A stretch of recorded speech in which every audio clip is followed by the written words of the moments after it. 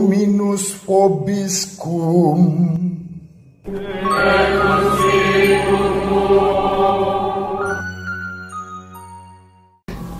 Sahabat peradaban kasih ekologis yang terkasih, selamat berjumpa dalam Renungan Harian bersama saya Romo Alois Budi Purnomo PR melalui channel ini. Semoga panjenengan selalu sehat, tetap semangat tanpa sambat, dan selalu bahagia kebahagiaan yang bersumber dari Tuhan Allah kita. Mari kita awali perjumpaan kita dengan bersatu di dalam doa. Kita menggunakan Mazmur tanggapan pada hari ini. Dalam nama Bapa dan Putra dan Roh Kudus. Amin. Jiwaku haus akan Allah yang hidup. Bilakah aku boleh datang melihat Allah? Seperti rusa yang merindukan sungai berair, demikianlah jiwaku merindukan Engkau ya Allah. Jiwaku haus akan Allah yang hidup. Bilakah aku boleh datang melihat Allah? Suruhlah terang dan kesetiaan-Mu datang, supaya aku dituntun dan dibawa ke gunung-Mu yang kudus, dan ke tempat kediaman-Mu. Maka aku dapat pergi ke mezbah Allah, menghadap Allah, sukacita dan kegembiraanku, dan bersyukur kepadamu dengan kecapi, ya Allah, Allahku. Kemuliaan kepada Bapa dan Putra dan Roh Kudus, seperti pada permulaan, sekarang, selalu, dan sepanjang segala abad. Amin. Jiwaku haus akan Allah yang hidup. Bilakah aku boleh datang melihat Allah? Dalam nama Bapa dan Putra dan Roh Kudus. Amin. Sahabat peradaban kasih ekologis yang terkasih, mari kita baca Injil pada hari ini, Injil Lukas bab 4 ayat 24 sampai 30. Ketika Yesus datang ke Nazaret, Ia berkata kepada umat di rumah ibadat, "Aku berkata kepadamu, sesungguhnya tidak ada nabi yang dihargai di tempat asalnya. Tetapi aku berkata kepadamu, dan kataku ini benar, pada zaman Elia terdapat banyak janda di Israel ketika langit tertutup selama 3 tahun dan 6 bulan, dan ketika bahaya kelaparan yang hebat menimpa seluruh negeri. Tetapi Elia diutus bukan kepada salah seorang dari mereka, melainkan kepada seorang janda di Sarfat di tanah Sidon. Dan pada zaman Nabi Elisa, banyak orang kusta di Israel, tetapi tidak ada seorang pun dari mereka yang ditahirkan, selain daripada Naaman, orang Syria itu. Mendengar itu, sangat marahlah semua orang yang di rumah ibadat itu.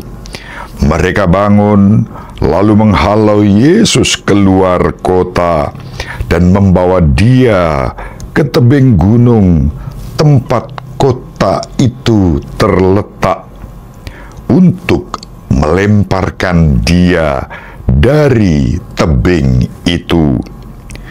Tetapi Yesus berjalan lewat dari tengah-tengah mereka, lalu pergi. Demikianlah sabda Tuhan. Terpujilah Kristus.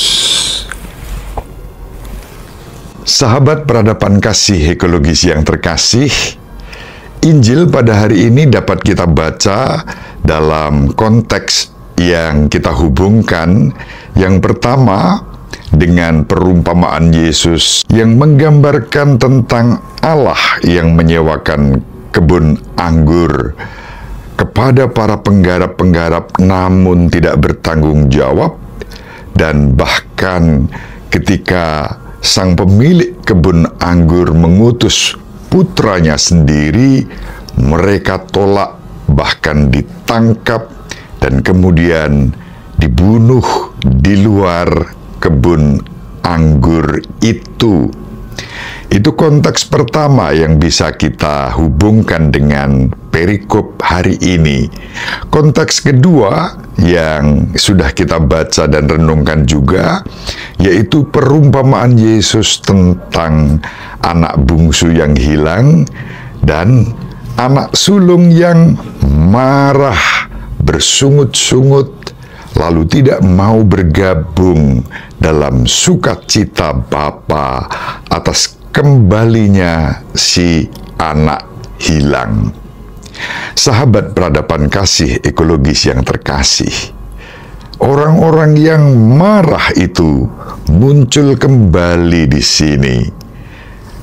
Anak sulung dalam perumpamaan tentang anak hilang dan bapa yang murah hati menggambarkan karakter orang-orang Yahudi yang marah ketika Yesus begitu dekat dengan banyak orang lain yang membuat mujizat, yang merangkul orang-orang berdosa, yang menyembuhkan orang-orang sakit.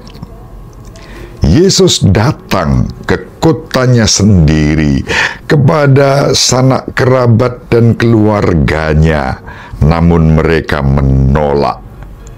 Dan Yesus memberikan sabda yang cukup keras, mengutip perjanjian lama, pengalaman Nabi Elia dan Nabi Elisa yang memberikan mujizat, kesembuhan, dan kesejahteraan justru bukan kepada orang-orang Israel, tetapi kepada orang-orang non-Israel.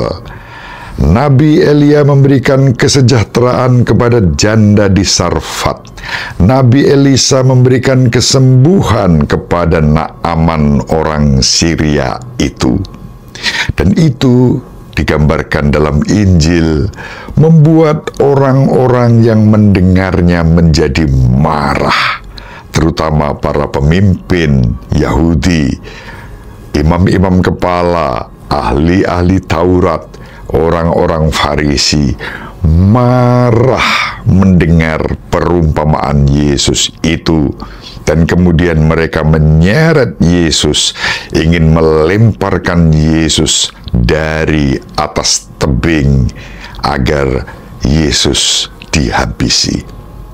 Sahabat peradaban kasih ekologis yang terkasih, namun demikian kali ini Yesus berani melawan mereka.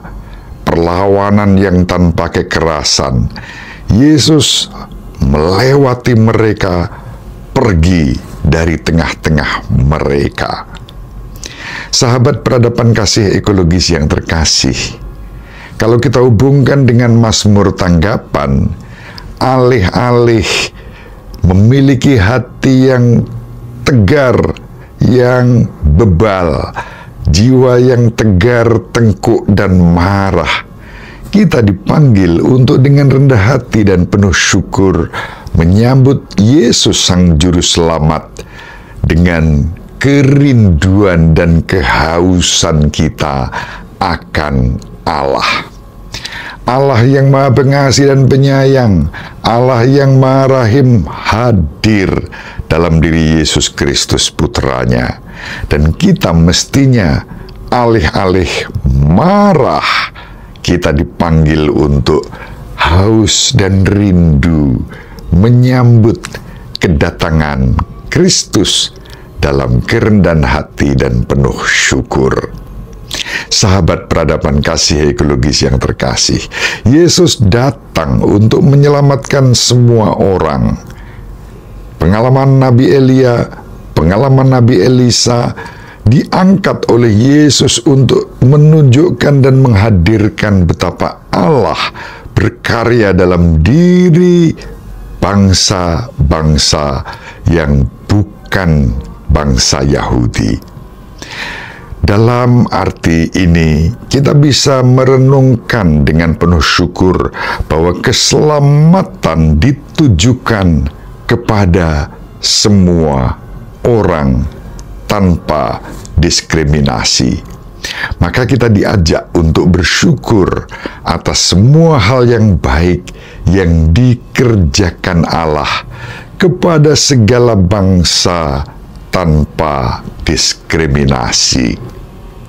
Sahabat peradaban kasih ekologis yang terkasih, saya bersyukur pada tanggal 23 boleh mengikuti atas undangan yang diberikan oleh Majelis Hukuma Muslimin yang mengadakan buka bersama, dan komunitas ini dibentuk, pendiri dan penggagasnya adalah Abi Quraish Shihab, bekerja sama dengan Kedutaan Uni Emirat Arab.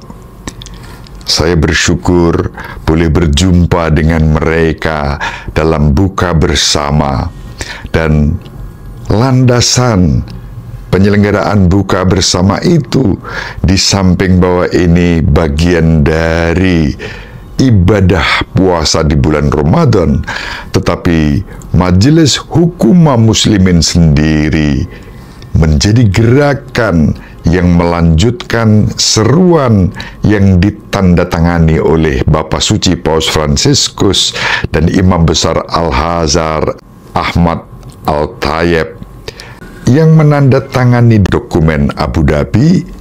Dalam dokumen Abu Dhabi dengan sangat jelas diserukan betapa Allah adalah juru selamat semua orang tanpa diskriminasi. Maka sikap menang sendiri, merasa diri paling benar, lalu mengecualikan bahkan mengesampingkan orang lain, bahkan membunuh orang yang berbeda, tidak sesuai dengan kehendak Allah. Dan inilah yang diserukan dalam dokumen Abu Dhabi, inspirasi yang sama yang terus diperjuangkan oleh majelis ini untuk membela kemanusiaan, juga menjaga keutuhan ciptaan dan kelestarian lingkungan hidup. Sungguh istimewa majelis ini menjadi gerakan yang melanjutkan seruan bahwa Allah yang adalah Bapa semua orang senantiasa melindungi, menjaga semua martabat kehidupan ini. Syukur pada Allah bahwa dalam majelis ini juga hadir orang-orang muda lintas agama. Mereka mengembangkan gerakan untuk peduli lingkungan, peduli kemanusiaan dan persaudaraan tanpa diskriminasi. Lihatlah dalam foto ini wajah-wajah mereka yang bersukacita, bahagia dalam keberagaman yang saling menghargai, bukan saling curiga, bukan saling marah, tetapi penuh dengan keramahan, saling menghadirkan kasih Allah dalam keberagaman. Terima kasih, semoga bermanfaat. Ibu Maria dan Bapak Yusuf selalu mendoakan kita. Semoga panjenengan semua sahabat peradaban kasih ekologis yang terkasih bersama seluruh anggota keluarga dimanapun berada dibimbing, dilindungi dan diberkati oleh Allah yang Maha Kuasa, Bapa dan Putra dan Roh Kudus. Amin. Terima kasih, salam sehat, tetap semangat tanpa sambat, selalu bahagia, kebahagiaan yang bersumber dari Tuhan Allah kita. Salve, shalom, salam sejahtera, berkah dalam.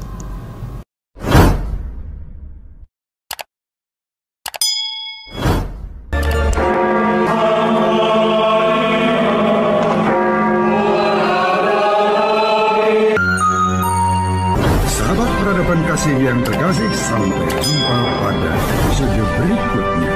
Terima kasih atas kebersamaan kita. Salam peradaban kasih dari Alubis. Berkah dalam